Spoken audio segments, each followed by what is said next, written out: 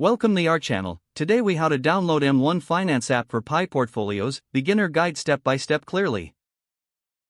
To begin, unlock your mobile device.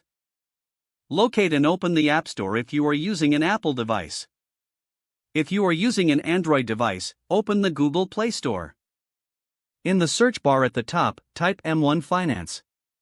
Tap on the M1 Finance app from the search results. Check the details to ensure it's the official app. For Apple users, tap the Get button to download.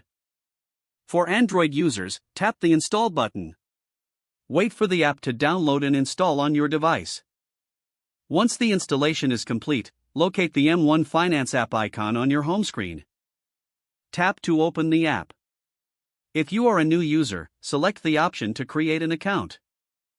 Follow the prompts to enter your email and create a password. If you already have an account, simply log in with your credentials. Once logged in, navigate to the Investments section. Here, you can start creating your Pi portfolios. Explore the app's features to customize your investment strategy. Take your time to understand the tools available for managing your portfolios. You are now ready to begin your investment journey with M1 Finance.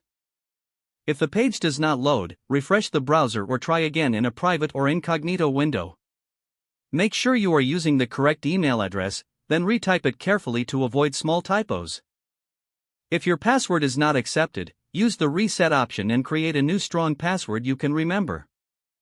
Check your spam folder for verification or security emails, then complete any requested confirmation steps. Enable two-factor authentication if available to improve account security and reduce unauthorized access risk.